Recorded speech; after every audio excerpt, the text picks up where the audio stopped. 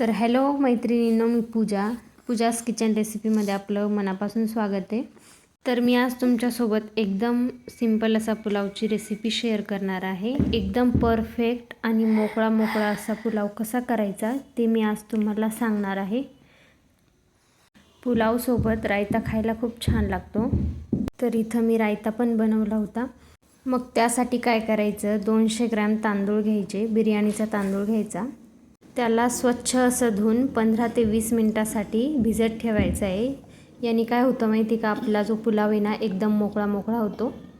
तर पुलाव करताना ही प्रोसेस आहे ना लक्षातच असू द्या।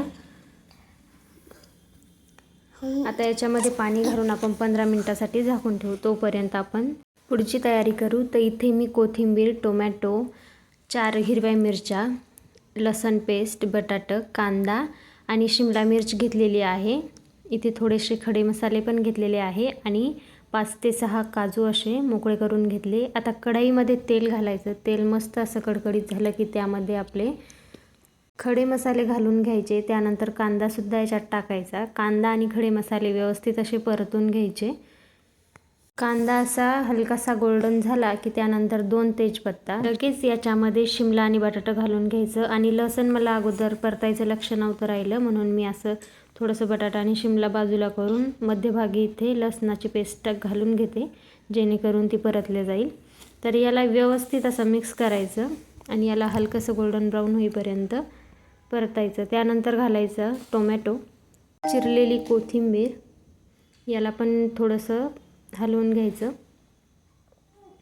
भाज्या आपल्याला जास्त परतायच्या नाही आहे, हलक्याशाच परतायच्या आहे, जेणेकरून कच्चा जोपणा असतो याच्यामध्ये तो निघून जाईल। त्यानंतर काही मसाले घालू। मसाल्यामध्ये 1 चमचा रेड चिली पावडर घातला आहे, म्हणजे मिरची पावडर, हळद, गरम मसाला आणि किचन किंग मसाला घातलेला आहे। मी इथे पुलाव मसाला वापरलेला नाही, मी असा साधा सिंपल पुलाव बनवते, तो खूप छान होतो। हवं तर तुम्ही पुलाव मसाला पण घाला, शक्यतो मी टाळते पुलाव मसाला घालणं, कारण यानेच एवढी छान अशी चव येते ना पुलावला की पुलाव मसाला घालायची गरजच नाही। त्यानंतर आपले जे भिजलेले तांदूळ आहेत ना 15 मिनिटासाठी जे भिजत ठेवले होते ते याच्यामध्ये घालून व्यवस्थित असं हलवून घ्यायचं। त्यानंतर घालायचं 2 ते 3 चमचे दही, त्यालासुद्धा व्यवस्थित असं एकत्र करून घ्यायचं। आता हे व्यवस्थित असं मिक्स झालं की लगेच याच्यामध्ये पाणी घालून घ्यायचं। तर पाण्याची क्वांटिटी ना थोडी कमीच ठेवायची, जेणेकरून आपला जो पुलाव आहे ना तो असा मोकळा झाला पाहिजे। आपण अगोदरच तांदूळ भिजत घातले होते, तर याला जास्त पाण्याची गरज नाही। मी इथे फक्त 1 ग्लास पाणी घातलेलं आहे। तर पाणी घालून याला व्यवस्थित असं एकत्र करून घ्यायचं। तर हा जो पुलाव आहे ना इतका छान बनतो, तुम्ही एकदा करून बघा, तुम्हालाही कळेल आणि दिसताच आपल्याला कळतं की याची चव कशी झाली असेल कशी नाही। तर त्यानंतर आपण जे परतलेले काजू होते ना ते याच्यामध्ये घालून घेऊ आणि चवीनुसार मीठ पण घालून घ्यायचं आहे। थोडीशी कोथिंबीर घालायची। काजू मी परतून बाजूला ठेवून दिले होते, ते काही मी याच्यात दाखवले नाही, कारण व्हिडिओ थोडासा मोठा होऊन जातो। आता याला व्यवस्थित असं एकत्र करून झाकून ठेवून द्यायचं आणि 20 मिनिटात आपला जो पुलाव आहे ना तो तयार होतो, कारण आपले तांदूळ अगोदरच भिजलेले आहे। एकदा काय करायचं, झाकण काढून याला एकत्र करून घ्यायचं, कारण आपल्या ज्या पालेभाज्या असतात ना जसं की बटाटे जे आपण टाकलेलं आहे ते वरती येतं, तर ते एकत्र झालं पाहिजे, म्हणून काय करायचं त्याला असं थोडंसं खालीवर करून घेतलं का ते एकत्र होतं। आता या पुलावचं ना वास तर एवढा छान येतोय की काय सांगावं तुम्हाला मी।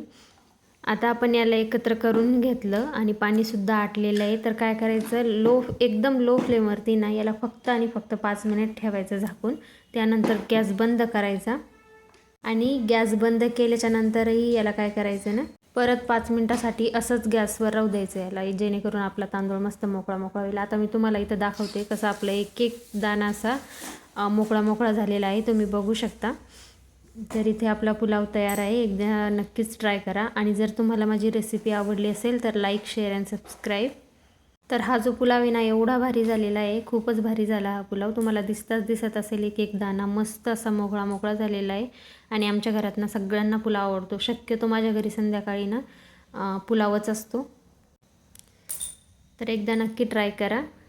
आणि हो, एखादी रेसिपी जर करायची म्हणली ना खूप वेळ जातो आणि खूप मेहनत लागते, तर प्लीज सबस्क्राईब करून जा आणि भेटूयात लवकरच एका नवीन रेसिपीसोबत। तोपर्यंत बाय बाय। आणि तुम्हाला माझी रेसिपी कशी वाटली कमेंटमध्ये सांगायला विसरू नका. Bye bye.